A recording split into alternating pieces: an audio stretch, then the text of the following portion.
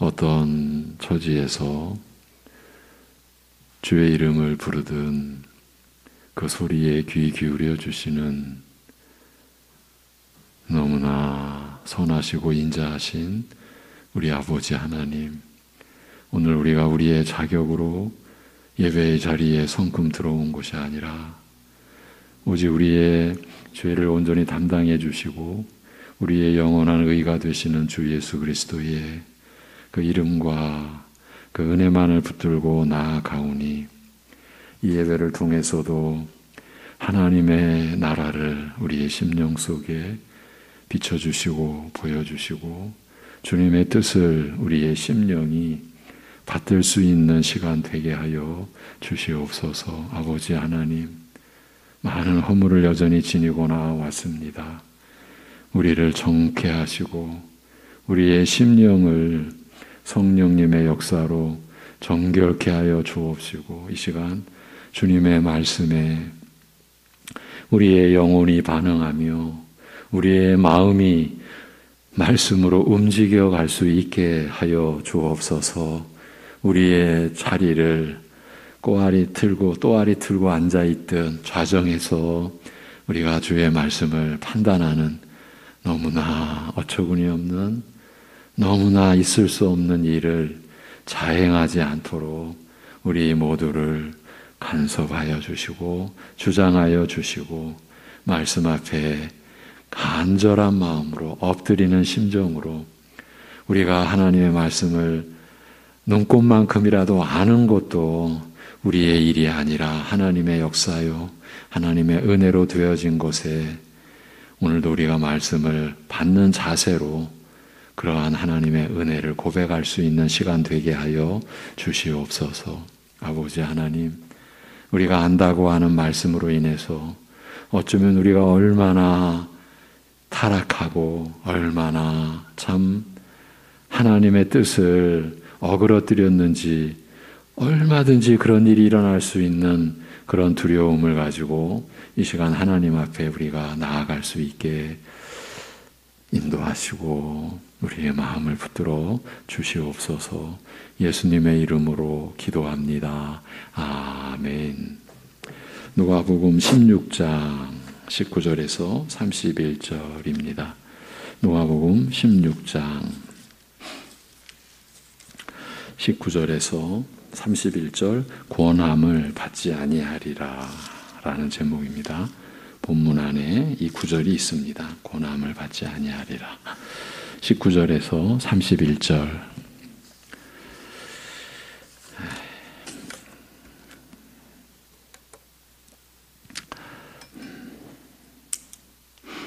한 부자가 있어 자색 옷과 고운 베옷을 입고 날마다 호화롭게 즐기더라. 그런데 나사로라 이름하는 한 거지가 헌데 투성이로 그의 대문 앞에 버려진 채 그 부자의 상에서 떨어지는 곳으로 배불리려 하매 심지어 개들이 와서 그 헌대를 핥더라. 이에 그 거지가 죽어 천사들에게 받들려 아브라함의 품에 들어가고 부자도 죽어 장사되매 그가 음부에서 고통 중에 눈을 들어 멀리 아브라함과 그의 품에 있는 나사로를 보고 불러 이르되 아버지 아브라함이여 나를 긍휼히 여기사 나사로를 보내어 그 손가락 끝에 물을 찍어 내 혀를 서늘하게 하소서. 내가 이 불꽃 가운데서 괴로워하나이다. 아브라함이 이르되 예 너는 살았을 때에 좋은 것을 받았고 나사로는 고난을 받았으니 이것을 기억하라. 이제 그는 여기서 위로를 받고 너는 괴로움을 받느니라. 그뿐 아니라 너희와 우리 사이에 큰 구렁텅이가 놓여 있어 여기서 너희에게 건너가고자 하되 갈 수 없고 거기서 우리에게 건너올 수도 없게 하였느니라. 이르되 그러면 아버지여 구하노니 나사로를 내 아버지의 집에 보내소서. 내 형제 5이 있으니 그들에게 증언하게 하여 그들로 이 고통받는 곳에 오지 않게 하소서. 아브라함이 이르되 그들에게 우리 29절부터는 31절까지 같이 읽겠습니다. 다 같이. 아브라함이 이르되 그들에게 모세와 선지자들이 있으니 그들에게 들을지니라. 이르되 그렇지 아니하니이다. 아버지 아브라함이여, 만일 죽은 자에게서 그들에게 가는 자가 있으면 그에게 하리이다. 이르되 모세와 선지자들에게 듣지 아니하면 비록 죽은 자 가운데서 살아나는 자가 있을지라도 구원함을 받지 아니하리라 하였다 하시니라. 아멘. 예.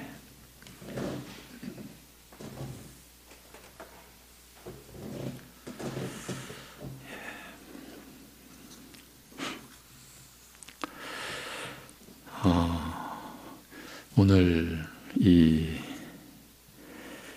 비유의 말씀이 지금 위치하고 있는 지금 이 맥락, 앞에서부터 이어져 온 그 말씀의 그 흐름 속에서 오늘도 중대한 그 말씀을 하고 계십니다.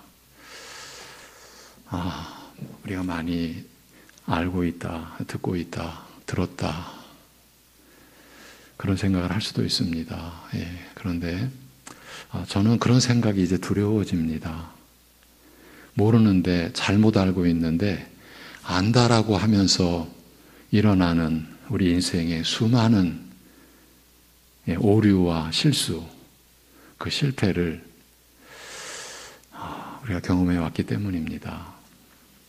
예수님께서 제자들에게 가르치시되 하나님과 재물을, 즉 하나님과 세상을 겸하여 섬길 수 없으므로 너희는 오직 한 주인을 선택하고 나머지 모든 것은 그 주인에게 종속시킬 수밖에 없다. 오직 하나님을 삶의 최고의 목적으로 삼고 나머지 모든 것을 이에 종속시키라고 하셨습니다. 지난 시간의 내용입니다. 바리새인들은 이를 조롱하여 비웃었는데, 그것은, 그들이 이렇게 조롱할 수밖에 없었던 것은 그들이 돈을 사랑하는 자들이었기 때문이라고 밝히고 있습니다. 어쩌면 이런 느낌입니다. 그동안에 뭔가 알 듯, 그러나 우리가 정확히 몰랐던, 뭔가 드러났어야 되는데 드러나지 않는 어떤 감춰진 것, 그것이 드러나는 그런 느낌, 지난 시간에 강력하게 받았습니다. 그것은 바리새인들은 돈을 사랑하는 자들이었다, 이렇게 밝힌 겁니다. 그들은 겉으로는 누구보다 하나님을 사랑하고 경외하는 경건한 사람들로 보였으나 실상은 돈을 사랑하는 자들이었으므로, 즉 하나님보다 세상을 더 사랑하는 자들이었으므로 하나님과 세상을 겸하여 섬길 수 없다는 말씀을 듣고 이를 비웃은 것입니다.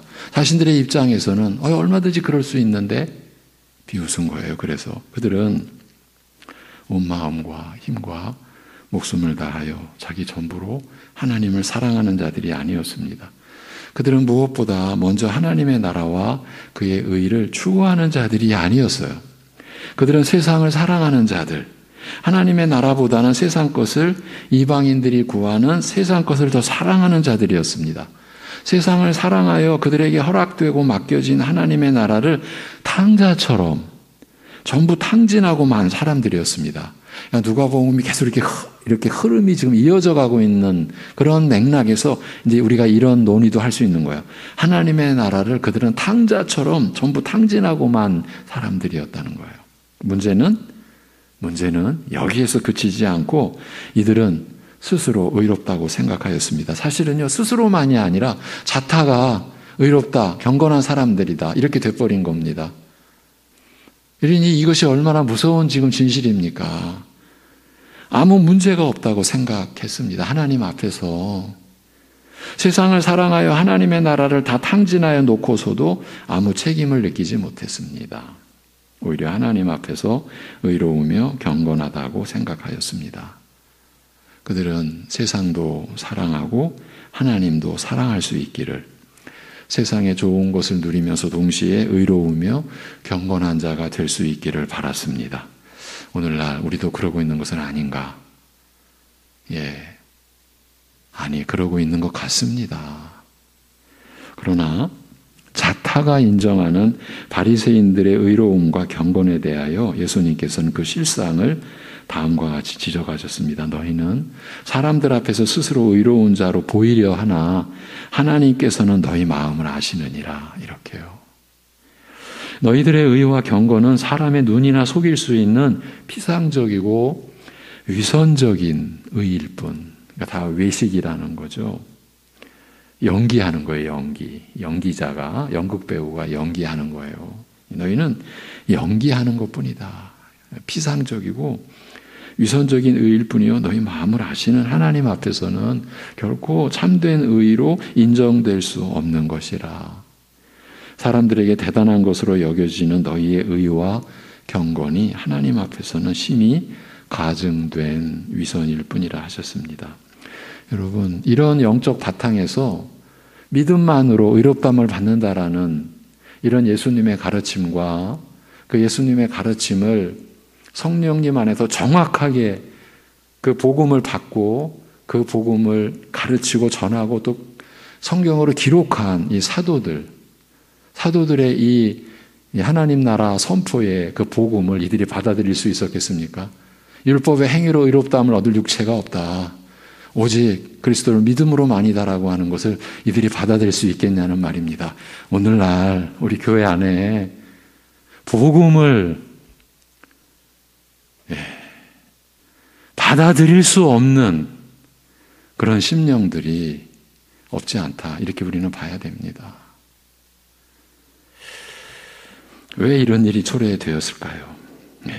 사람들에게는 너무 대단하게 천국 백성이 저들이 아니라면 누가 되겠는가 이렇게 인정받는 그들의 의와 경건이 하나님 앞에서는 심히 가증된 위선일 뿐이라. 왜 이런 일이, 어떻게 이런 일이 초래되었을까요?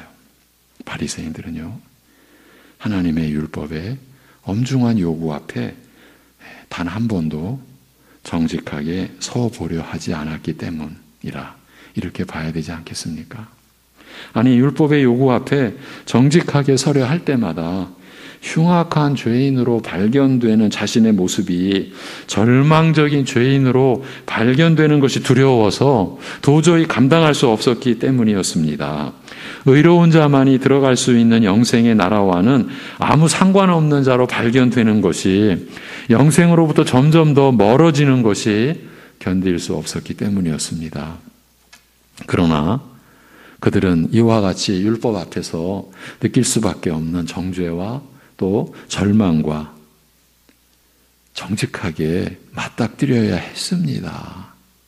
그리고 이 문제를 솔직하게 하나님 앞에 가지고 갔어야 했습니다. 그리고 이런 절망적인 죄인을 위해 마련하신 긍휼의 은혜를 하나님에게서 발견해야 했습니다. 사실 저는 이런 말씀을 여러분과 나누면서 제가 이랬기 때문에, 제가 그 10대 때, 10대 중반 후반에 이 정죄와 절망 앞에서 두려워가지고, 저 같은 경우에는 하나님 앞으로 갔어야 돼요. 그 절망감을 가지고. 그런데 저는 하나님 앞에 나아가는 것조차도 두려워서 이제 교회를 떠난 거죠. 도망간 거예요. 율법의 그 정죄가 두려웠어요. 특히 고3 때가 극히 심했어요.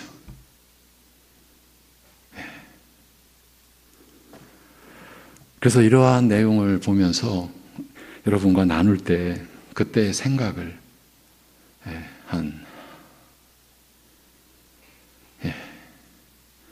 50년 가까이 된 일이죠. 50년 가까이 된 일인데 그때 제가 그 두려워서 도망갔어요. 그런데 하나님께로 갔어야 됐는데 그래서 교회에서의 말씀이 너무 중요하다. 교회 학교의 말씀이 너무 중요하다. 제가 너무 쉽게 얘기하면 복잡하니까 그 학생의 교회 다니면서 지금 방언해라 그것밖에 기억이 안 날 정도로 복음이 아니라 다른 것을 들었던 저로서는 지금 방언이 문제가 아닌데 율법 앞에서 정죄받는 제가 너무 두려운데 그 말씀을 받지를 못한 거죠.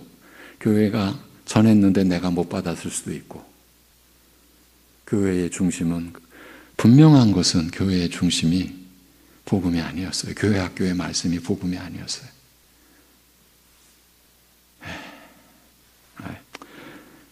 준비하면서도 그렇고 전하면서도 그때 제가 그 두려워했던 마음. 그러나 이 문제를 바리새인들도 솔직하게 하나님 앞에 가지고 갔어야 했어요. 그리고 이런 절망적인 죄인을 위해 마련해 놓으신 긍휼의 은혜를 하나님에게서 발견해야 했어요. 하나님의 품을 떠나 제멋대로 세상을 사랑하여 모든 것을 탕진한 죄인을 애타게 기다리시며 뉘우치고 돌아오는 그를 잃어버린 자식을 도로 찾은 그 아버지의 심정으로 기뻐하시는 하나님의 그 깊은 사랑을 발견했어야 했습니다. 그러나 바리새인들은 편법을 사용했습니다.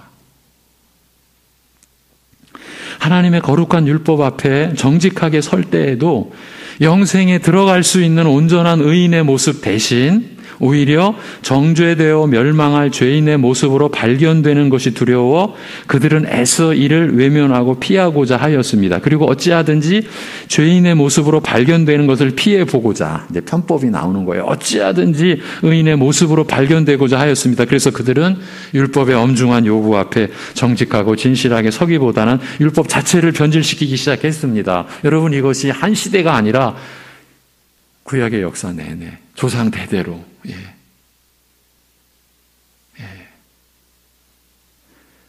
우리가 지금 그러고 있으면 어떻겠을까요? 한국교회 100여 년이 지났습니다. 지금 말씀에 이 정도를 우리가 지금 가고 있는가? 다 책임 있어요. 한 성도 말씀의 일꾼은 두말할 나이도 없고요. 지금 그렇게 우리는 기도해야 된다고 저는 생각을 합니다. 이들은 변질시키기 시작했어요. 하나님께서 우리가 도저히 지킬 수 없는 이런 것을 요구하셨을 리는 없을 것이야. 간음하지 말라 하셨을 때 설마 우리 마음에서 일어나는 정욕까지 정죄하신 것은 아닐 것이야. 살인하지 말라 하셨을 때 마음으로 미워하는 것까지 정죄하는 것은 아닐 것이야. 그들은 이와 같이 제멋대로 율법의 요구를 완화시켜 적당한 수준에서 율법의 요구를 통과할 수 있게 만들었습니다. 그래서 지난 시간 바리새인들은 무서운 죄를 스스로가 자초하고 남들도 다 공범자로 이렇게 만드는 저들이라고 우리가 했죠.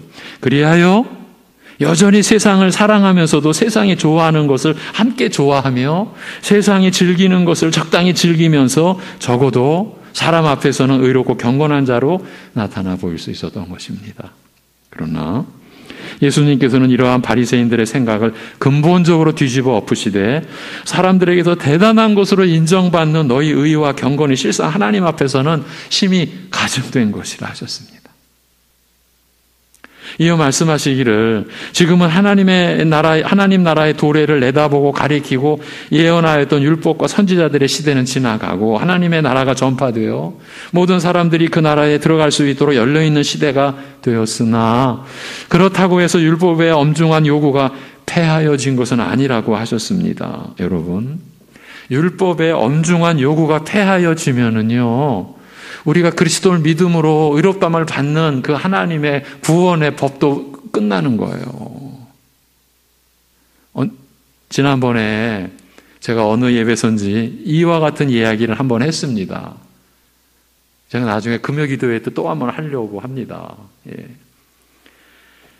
율법의 엄중한 요구가 폐하여진 것은 아니라고 하셨습니다. 천국이 긍휼과 용서와 은혜의 나라라고 해서 결코 하나님의 율법의 엄중한 요구를 외면하거나 비껴가는 것이 아니라고 말씀하신 것입니다. 오히려 천국은 우리로 하여금 가장 정직하고 진실하게 가장 철저하고 엄격하게 자신을 율법 앞에 세우는 나라임을 암시하신 것입니다. 다만 이것으로 끝나는 것이 아니라 율법의 요구 앞에 절망적인 죄인으로 발견되는 비참한 자신의 영혼을 이끌고 하나님의 긍휼의 사랑 앞으로 나아가야 한다라는 것을 알리고자 하셨습니다. 예.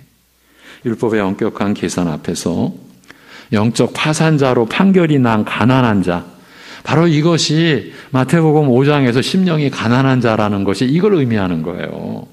율법의 엄격한 계산 앞에서 영적 파산자로 판결이 난 그 가난한 자요. 이제는 빌어먹을 수밖에 없게 되었으니 이제는 남이 나를 불쌍히 여겨 도와주지 않으면 굶어 죽을 수밖에 없는 자신을 이끌고, 이 모습이 누구의 모습입니까?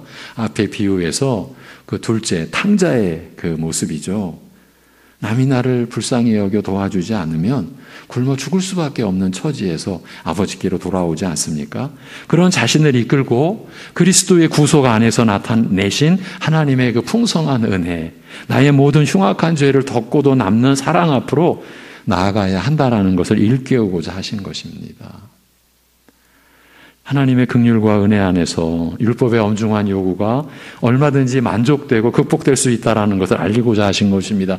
여러분, 이것이 복음입니다. 우리 같은 사람들이 하나님의 긍휼과 은혜 안에서 율법의 엄중한 요구가 얼마든지 만족되고 극복될 수 있다는 거예요. 우리는 꿈도 못 꾸는 일이에요. 그러니까 우리가 이러한 말씀 앞에서요, 하나님의 은혜를 받으면서 가게 되면은요, 우리는 하나님 나라의 교회 안에서 뭐 자기를 내세우거나 막 교만하거나 할 수 있는 여지가 없어요.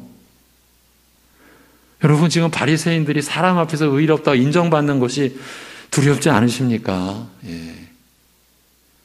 저도 그렇습니다. 저도. 예. 예. 여러분, 교회 안에서 자기를 드러낸 그 유익이 어디까지 가겠습니까? 영생의 나라와 무슨 상관이 있겠습니까?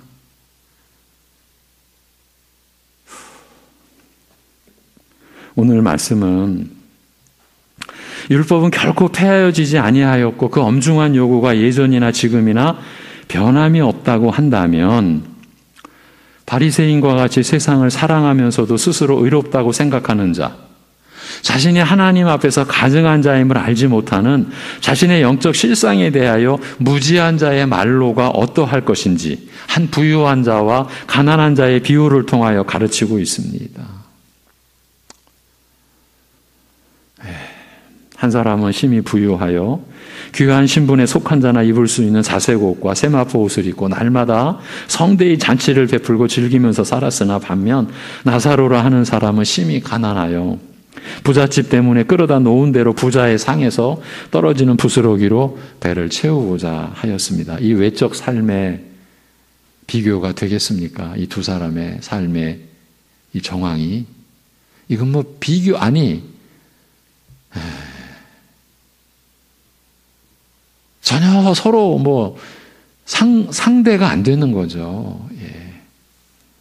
그러면 그렇게 부스러기로 배를 채우고자 하면 그 집 개들이 와서 나사로의 헌대를 하려는 등 그는 빌어먹는 거지의 신세를 지나서 개와 같은 처지가 되었습니다. 그러다가 이 나사로가 죽게 되자 그는 천사들에 의해 이끌려 아브라함의 품에 안기게 되었습니다.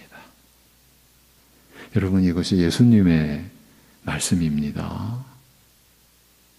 세상에서 가난하였던 나사로, 부잣집 사람들에게 개처럼 취급되었던 그가 죽은 다음에는 잠깐이었던 이 세상의 삶이 끝나고 그 후에 오는 영원한 세상에서는 천사들에게 이끌려 아브라함의 품에 안기게 된 것입니다.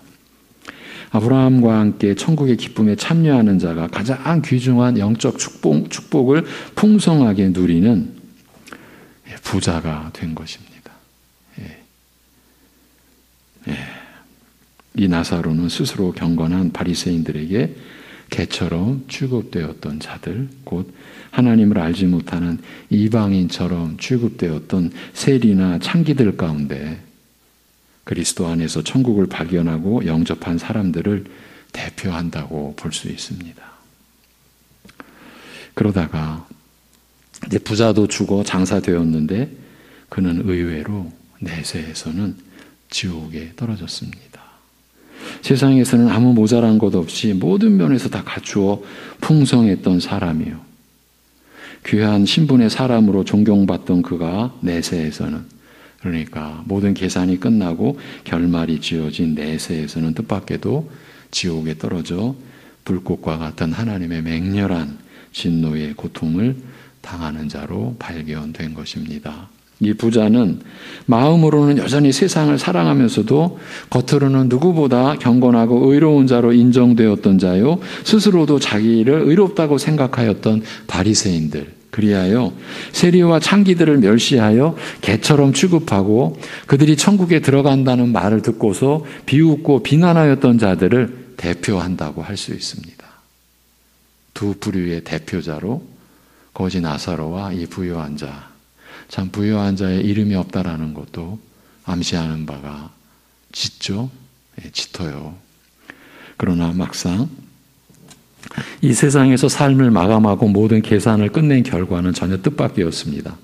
개같이 멸시당하였던 자, 너 같은 자는 천국과 상관없어 내가 감히 천국을, 이런 말을 듣던 자는 사실은 이런 말을 들을 위치도 아니었지 않습니까? 누가 그 부잣집 대문에서 그 흘리는 음식이나 먹고 개들이 와서 상처를 핥고 하는 그런 사람들을 천국과 누가 연관을 짓겠습니까? 여러분, 이런 이 비유의 내용이 우리에게 충격으로 다가와야 된다고 저는 생각을 합니다. 예. 여러분도 느끼실 겁니다. 우리도 살아가면서 너무 자연스럽게 어떤 사람을 사람으로 여기지 않고 그래서 이렇게 멸시까지도 갈 필요도 없어요. 왜? 사람으로 인정 안 하니까. 그런 대상이 오기 있을 수도 있습니다, 우리에게. 그때 우리는 그 자리에서 멈춰야 되지 않을까 싶어요. 하나님의 형상인데. 그러니까 우리가 그렇게 생각하는 것은 그 사람의 외적인 모습이죠. 우리는 그런 가운데서 지금 이 의롭다 하는, 그리고 부자들인 이들이 그 부잣집 대문에 놓여 있는 그 거지를 바라보는 그 심정, 천국이라뇨. 사람으로도 안 보는데, 개 취급하는데 우리에게는 그런 모습이 없을까요? 하나님의 말씀은 사실은 우리가 하나님의 은혜 안에서 들어가면요, 갈수록 참 놀랄 수밖에 없는 거죠. 우리를 밝혀주니까 놀라운 거고, 그러면서도 하나님의 나라의 신비로움, 우리의 상식적인 일반적인 그런 기준과 이해로는 이건 감당이 안 되는 나라인 거예요. 사실 바리새인들의 입장에서 세리와 창기가 천국에 들어간다라고 할 때 아니 누가 그것을 믿었겠어요. 근데 현실은 지금, 그리고 예수님께서 친히 말씀하신 내용 속에서 그 거지 나사로와 부자의 인생 역전은 영원한 배경으로 이렇게 이루어진 거예요. 이것이 잠깐의 역전이 아니라 영원이라는 배경을 가지고 이렇게 역전된 거예요. 이거를 누가 상상이나 할 수 있겠습니까? 우리가 이런 비유를 우리 자녀들에게 제대로 가르칠 수 있을까요? 우리도 감당 못하는데. 그러면서도요, 이런 비유를 마치 아는 것처럼, 그 내용 저는 이게 정말 두려운 거예요. 이렇게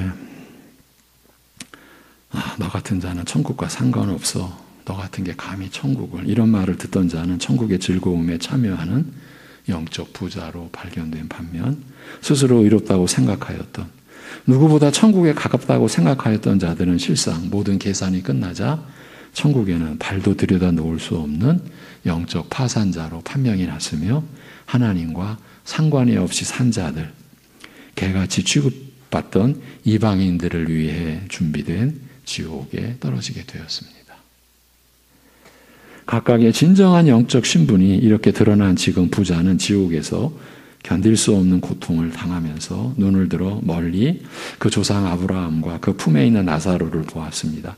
참혹한 고통 중에서 부자가 조상 아브라함에게 간청하였습니다. 내 조상 아브라함이시여, 나를 긍휼히 여기사 나사로를 시켜 그 손가락 끝에 물을 적셔 내 혀를 시원케 하여 주소서. 내가 이 불꽃 가운데서 고통하나이다. 지옥에서 당하는 하나님의 맹렬한 진노의 고통이 얼마나 극심한가를 능히 짐작케 하는 말입니다. 이 아브라함이 대답하였습니다. 얘야, 너는 살아있을 때에 모든 좋은 것을 다 받았고 나사로는 반대로 나쁜 일만 당하였음을 기억하라. 그러나 이제 여기에서는 나사로가 위로를 받고 너는 고통을 당하느니라. 얼핏 이 말씀을 잘못 이해하면 마치 세상에서 잘 살던 사람은 내세에서 고통을 받고 세상에서 고생한 사람은 내세에서 영화를 누린다는 뜻으로 오해하기 쉽습니다. 특히 나사로가 세상에서 당한 것은 세상에서 당한 갖은 어려움을 믿음 때문에 받은 고난, 세상을 사랑하지 아니하였기 때문에 세상보다는 하나님을 더 사랑하였기 때문에 받은 고난으로 생각한다면 이런 식의 이해도 어느 정도 가능하리라고 생각할 수도 있을 것입니다. 그러나 자세히 살피면 결코 이것이 이 말의 의도는 아닌 것을 알 수 있습니다. 아브라함이 한 말의 참뜻은 세상에서 아무 모자란 것 없이 부유하고 풍족하던 내가 지금 이곳에서는 모든 인생의 계산이 마무리되어 그 실상이 드러난 지금에 와서는 이 혹독한 고통을 당하게 되었고 반대로 세상에서 개처럼 멸시받고 구걸하던 가난한 나사로가 모든 계산이 마무리된 지금 천국을 소유한 영적 부자로 발견된 이 사실이 무엇을 의미하는지 생각해 보라는 것이었습니다. 실상은 세상을 사랑하는 자이면서도 스스로 의롭고 경건한 자로 생각되었던 내가 어찌하여 지옥에서 영원히 고통당할 자로 판명이 나게 되었으며 내가 그처럼 멸시하고 천대하던 천국과는 아무 상관이 없다고 생각하던 저 나사로는 왜 지금 여기에서 천국을 소유한 자가 되었는지 그 까닭을 생각해 보라는 말이었던 것입니다. 우리도 이 말씀의 요청을 받는 거죠. 생각해 보라는 거죠. 왜 모든 사람이 천국에 가장 가까운 자로 인정하던 너는 이 지옥에 와 있고 천국과 거리가 멀다고 하던 저 나사로는 천국에 와 있는가? 그 이유를 생각해 보라는 뜻이었습니다. 아무도 천국에 들어가리라고 기대하지 않았던 저 거지 나사로가 비로 먹을 수밖에 없던 가난한 자가 여기 천국에 와 있게 된 것은 다만 이제 이러한 이해는 이 비유 자체에서도 우리가 추정할 수 있지만 앞에서부터 흘러왔던 그 말씀의 맥락에서 우리가 잡는 겁니다. 그는 다만 그리스도 안에서 죄인을 부르시고 영접하시는 하나님의 사랑을 발견하였기 때문이라. 그리스도의 부르심에서 잃어버린 양을 찾는 목자의 음성을 들었기 때문이라. 집 나간 아들이 뉘우치고 돌아오기를 애타게 기다리는 아버지의 기다림을 보았기 때문이라는 말씀입니다. 부자가 지금까지 오해하였던 것이 무엇인지 일깨우는 말이었습니다. 여러분, 이 비유에서 이제 요점은 바로 이것입니다. 현세에서 부자들은 지옥 가고 현세에서 가난한 사람은 천국 간다. 이런 법이 어디 있습니까? 그런데 이렇게도 또 그냥 껍데기만 보고 그렇게 가면 큰일 나는 겁니다. 그리고 혹 거짓 선생들은 어떤 거짓 무리들은요 또 이런 걸 가지고 얼마든지 사람들의 그 마음을 사로잡고 영혼을 포획해 갈 수가 있어요. 그래가지고 부자 되면 지옥 간다. 무슨 뜻인지 알죠? 그럼 너희 재산 다 정리해가지고 나에게 가져와. 이제 이렇게 되는 거죠. 실제로 그런 일이 지금 이 땅 곳곳에 일어나고 있어요.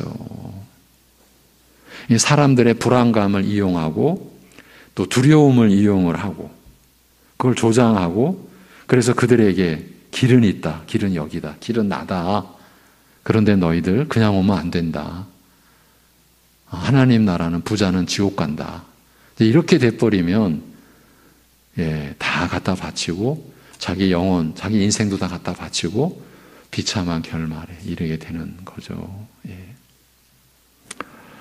이어 아브라함이 말하였습니다. 우리 사이에는 큰 틈이 있어서 여기에서 그리로 건너갈 수도 없고 거기에서 여기로 건너올 수도 없다. 천국과 지옥 사이에는 도저히 건널 수 없는 큰 틈이 있다는 말씀입니다. 이 말씀은 우선 천국과 지옥의 거리는 절대적이어서 결코 바꿀 수 없다. 이제 건너뛸 수 없다라는 것은 비유적인 표현이고 천국과 지옥의 처지를 바꿀 수 없다. 그걸 의미하는 거죠. 이제 와서는 천국과 지옥의 간격은 도저히 메꿀 수가 없다라는 뜻도 포함하고 있습니다. 어떻게 이 처지를 바꾸어 볼 수 없다는 말씀입니다. 바꾸어 볼 수 없다는 말씀입니다. 기회는 살아있는 동안뿐이요. 일단 세상을 떠나면 바꿀 도리가 없다라는 말씀입니다. 이런 차원에서 인생이 한 뼘 같고, 또 시편에 보면요, 바람이 불고 지나가면 아무 남는 거 없잖아요. 인생을 그렇게도 말씀을 해요. 그 시편 39편 뒤편으로 쭉쭉 가서 90편 때 넘어가면요, 바람이 지나가면 아무것도 없지 않습니까? 이게 인생이다라는 거예요. 그런 인생이 허무하다라고 결론이 날 수 없는 것은 이 살아있는 동안에 하나님의 사랑과 하나님의 긍휼을 만날 수 있는 유일한 때이기 때문입니다. 일단 세상을 떠나면 바꿀 도리가 없다라는 말씀입니다. 그 조상 아브라함의 말에 의해 그가 지금까지 오해하였던 것, 이 부자가 또 그의 영적 무지를 깨닫고 또 이미 정하여진 이 처지를 변하게 할 길도 없음을 알게 된 이 부자는 마지막으로 다시 한번 아브라함에게 간청하였습니다. 아버지 아브라함이시여, 나사로를 내 집에 보내어 아직 살아있는 내 5 형제에게 이 모든 사실을 증거하게 하여 그들만큼은 이 비참하고 무서운 곳에 오지 않게 하여 주소서. 이러한 그 내용이 부자는 지옥 가고 가난한 자는 천국 간다라는 의미가 아니라는 것이 드러나는 거예요. 지금 이제 이 부자는 자기의 영적 무지를 깨달은 거예요. 그래서 나처럼 되지 않고 내 형제들은 회개할 수 있는 기회를 요청한 거예요. 그리고 자신의 비참한 영적 실상을 보게 하고 하나님의 긍휼 앞으로 나아갈 수 있는 길을 열어주시라고 요청한 거예요. 왜? 거지 나사로는 그 은혜를 발견한 자라는 걸 이제 안 거예요. 자기는 평생 호의호식하고 모든 걸 다 누렸지만 그 하나님의 긍휼과 사랑은 발견 못했잖아요. 그 영원히 심령이 가난한 자로 고통 속에 있는 자로 됐잖아요. 근데 그것을 바꿀 수가 없다라는 걸 알자 내 형제들만이라도 이렇게 나온 거예요. 그러자 아브라함이 대답하였습니다. 이제 이 대답이 이제 결정적인 거죠. 또 저들에게는 모세와 선지자들이 있으니, 즉 구약 성경의 증거가 있으니 성경의 증거에 귀 기울일지니라. 부자가 다시 간절하게 청하여 말하였습니다. 아닙니다. 죽은 자가 다시 살아나 그들에게 증거하면 저들이 회개할 것입니다. 내 형제들은 회개할 수 있도록 기회를 달라고 간청하는 거죠. 그런데 모세와 선지자들에게 들으라고 하니까 아닙니다. 죽은 자가 다시 살아나 그들에게 가서 증거하면, 천국과 지옥을 증거하고 나의 비참한 이 처지를 증거하면 저들이 들을 것입니다. 회개할 것입니다. 아브라함의 대답은 그러나 여전히 부정적이었습니다. 저들이 모세와 선지자들의 말을 듣지 않는다면 설사 죽은 자가 다시 살아나더라도 설득당하지 않으리라. 여기서요, 체험신앙이 와르르 무너지는 거예요. 나는 뭘 체험해가지고 믿음 가졌다. 성경에 비추어서 그 말은 거짓이다라는 거예요. 그 사람은 그런 체험 때문에 믿음을 가진 게 아니에요. 그 믿음이 진실된 믿음이라면 그건 하나님의 역사로 된 믿음이죠. 물론 체험을 하나님이 사용하실 수는 있어요. 그러나 그것도 사용한 하나님의 과정이지 체험이 나에게 내 영혼을, 사망의 영혼을 영생을 얻는 영혼으로 바꾸게 해주는 능력을 갖는 게 아니라고요. 얼마나 오늘날도 체험 신앙에, 그래서 체험을 그렇게 갈망하고, 여러분 체험 신앙자들은요 마약을 쫓는 사람들과 비슷합니다. 더 큰 체험에 목말라 하는 거예요. 끓었다면 더 끓어야 돼요. 차가웠다면 더 차가워져야 돼요. 그런 체험을 안 찾을 수가 없어요, 여러분. 그렇게 너무 불쌍한 거예요. 체험 신앙자들은 뜨겁거든요, 일단. 그래서 그들 앞에 가면 주눅들죠. 근데 그건 주눅들 뜨거움이 아니라 너무 불쌍한 거라고요. 바리새인들도 마찬가지죠. 예. 바리새인들의 그 열심도 마찬가지라는 말이에요. 한편으로는 그러니까 저들이 모세와 선지자들의 말을 듣지 않는다면, 곧 성경 말씀을 듣지 않는다면 설사 죽은 자가 다시 살아나더라도 설득당하지 않으리라고 했어요. 한편으로는 하나님께서 우리를 위해 기록하여 남기신 성경이 우리로 하여금 믿어 구원 얻게 하기에 충분하다라는 사실을 밝히신 말씀이죠. 우리에게 그러한 믿음을 하나님께서 주셔야만 합니다. 우리는 그 믿음을 받고 그 믿음을 가져야 됩니다. 사람이 믿어 구원에 이르기 위해서는 성경의 증거로도 충분하다라는 말씀입니다. 그 외에 다른 무엇이 필요하지 않다는 말씀이에요. 다른 한편 죽은 자가 살아나서 증거한다 하더라도 그것 자체가 듣는 자에게서, 보는 자에게서 믿음을 만들어내지는 못한다라는 뜻을 함축하고 있습니다. 여러분, 오병이어의 이적, 제가 지금 출애굽이라고 생각하면서 오병이어라고 나왔어요. 이러면 안 되는데. 출애굽의 이적을 우리가 상상이나 합니까? 그런데 그 1세대들은 거의가 다 멸망을 당했잖아요. 네, 오병이어의 이적 얘기했으니까 오병이어의 이적 여러분 상상이나 됩니까? 떡 5개, 물고기 2마리를 가고 남자만 5,000명입니다. 예수님이 기도하고 제자들에게 남겨주니까 계속 12광준이나 남았습니다. 그 외에도 또 그런 이적이 있었죠. 그런데 그들이 하나님의 그 역사, 하나님의 나라가 임한 그 표적과 증거를 보고 하나님을 향해 나와왔으니까 오직 먹고 배부른 까닭이다. 이게 인간의 실존입니다. 이것이 인간의 실체입니다. 저와 여러분도 다를 바가 없습니다. 예. 근데 그렇게 성경은 증거해 주는데 체험신앙을, 표적신앙을 찾는 거예요. 바리새인, 유대인들이 표적을 보여달라. 그러니까 예수님께 나는 요나의 표적밖에 너희들에게 보여줄 게 없다. 왜냐하면요, 다 보여주고 계셨거든요. 그런데 저들은 그 보여주시는 이미 하나님의 나라가 성령님으로 역사하고 있는 거를 보면서도 저들은 믿지도 않고 봤지만 못 봤다고 하고 오늘 우리라고 다를 바가 있겠습니까? 예. 그러니까 죽은 자가 살아나서 증거한다 하더라도 그것 자체가 보고 듣는 자에게 믿음을 만들어내지 못한다라는 뜻을 함축하고 있습니다. 후일 그리스도께서 죄송합니다. 제가 한 가지만 덧붙일게요. 우리가 이렇게 얘기하잖아요. 그러다가요, 우리 가운데 뜨거운 어떤 체험을 한 분이 와가지고 간증하잖아요. 그럼 그 소리에 다 녹습니다. 그리고 그 체험 못한 사람들은 이제 신앙적 열등감을 자기도 모르게 갖게 됩니다. 그러면 그 사람은 뭐를 추구하겠어요? 어디 가서 뜨거운 이제 체험을 하려고 찾아다니는 거죠. 많이들 그랬습니다. 예. 저도 다 해본 거고요.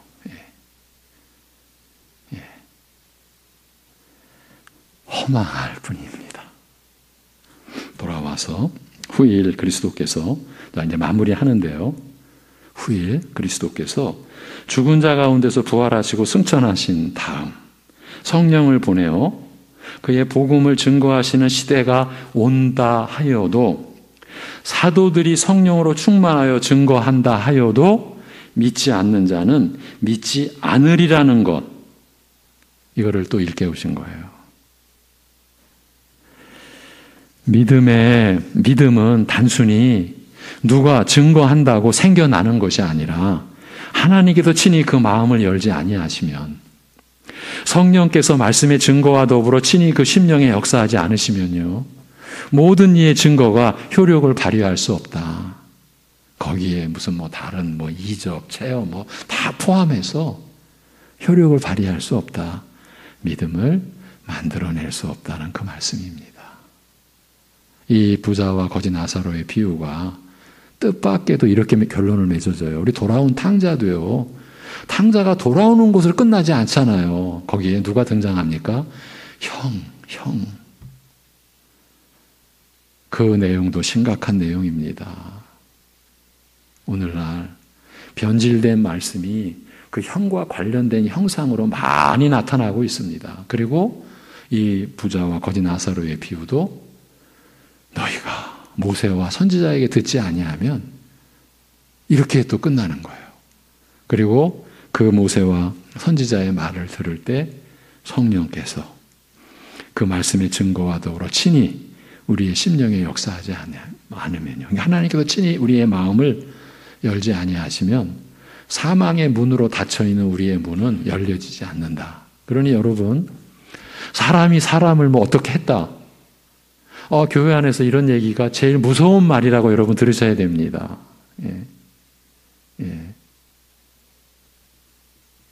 그래서 제가 이런 얘기까지 했잖아요. 제가 1년 동안이나 들었기 때문에 제가 증언할 수 있어요. 예. 제가 1년 뒤에 소스라치게 놀란 거예요. 뭘 놀래요? 그 유명한 설교자. 예, 이름은 될 필요 없겠죠. 그런데 1년 동안 하루에 그 한 주간에 하나씩, 그러니까 52개의 테이블을 들고 나서 미련한 제가 소스라치게 놀란 거예요. 내가 깨달았다라는 말이 끊임없이 이어진 것을 몰랐어요. 그 좋은 입담에 막 재밌게 듣다 보니까 그걸 몰랐다가 그 속에 내가 깨달았다고. 내가 깨달은 게 있는데 무섭더라고요. 그때서야. 그런 일들이 우리 안에도 저에게도 그런 그 잘못이 여러분에게 드러날 수도 있고 전이 될 수도 있어요. 그렇게 되어서는 안 됩니다. 그럼 분별해야 되고요. 말씀의 종들이나 성도들이나 같이 분별해 가야 돼요. 하나님께서 역사하지 않으면 믿음은 우리 안에서 일어나지 않아요. 생겨나지 않아요. 이건 절대적인 원칙으로 가지고 가야 돼요. 그래서 고린도 전서에서나 데살로니가 전서에서나 어디서나 서신서에서, 근데 제가 이제 데살로니가 전서나 고린도 전서를 얘기한 거는 그런 내용이 집중적으로 이렇게 구축이 되어 있기 때문에 대표적으로 말했을 뿐이지 어느 서신서나 그런 내용들이 다 있는 거예요. 그리고 또 하나 이렇게 말씀을 마치고 끝날게요. 이 거짓 선생들의 교묘한 논리 중에 하나가 예수님의 이 그 행적과 말씀을 담은 복음서와 바울의 서신서, 이제 서신서는 바울이 대표니까 바울의 서신서를 교묘하게 나눠요. 그래서 야, 바울의 교리를 쫓냐? 예수님의 복음을 들어야지. 여러분, 그건 단호하게, 그거는 여러분들의 그 눈과 귀를 또 어지럽히고 여러분들의 영혼을 노략질하려는, 그건 아주 사단의 회의에 속한 무리들이에요. 오늘 우리가 말씀을 보아가잖아요. 어쩌면 바울 사도보다 더 명확하고 그리고 넘쳐나는 비유로 너무 철저하게 율법 앞에서는 우리는 죽음을 경험할 수밖에 없다. 우리는 죽임을 당한 자의 율법 앞에서는 아무도 율법으로 스스로 하나님 앞에 자기를 내세울 수가 없다. 오직 하나님의 사랑, 그리스도의 은혜로, 오직 믿음으로 이 구원의 도리를 세우신 분은 예수님이세요. 그런데요, 이 시대의 거짓 지도자들이 교묘하게 이걸 나눕니다. 여러분, 거짓 선생들을 조금도 여러분 가볍게 여기시면 안 돼요. 왜? 그들을 쫓는 무리들은 어마어마하니까요. 여러분의 상상을 초월합니다. 그러다 보니까 그 규모나 그 외모의 사람들은 벌써 분별력을 잃어버리는 거예요. 그런데 그들 속에 발을 디디면 벌써 예수님의 복음서와 바울의 서신서가 나뉘어지기 시작을 해요. 그래서 가능한 한 바울 쪽으로는 못 가게 해요. 왜?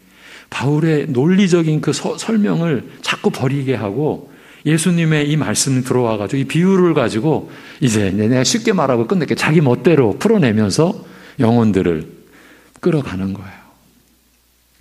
심령이 가난한 자, 애통해하는 자, 온유한 자, 겸손한 자, 의에 목말라하는 자, 이런 것도 자기들의 입맛에 맞게 해가지고 결국은요, 또 대개는 비슷해요.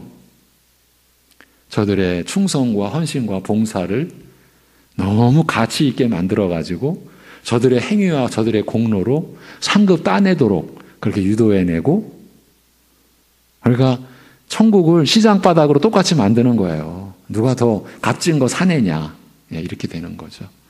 여러분, 이러한 이야기는 오늘 우리가 거지 나사로와 이 부자의 비유에서 우리가 생생하게 보셔야 됩니다. 그런 거짓들이 어디로 간다고요? 지옥으로 가는 거예요. 예.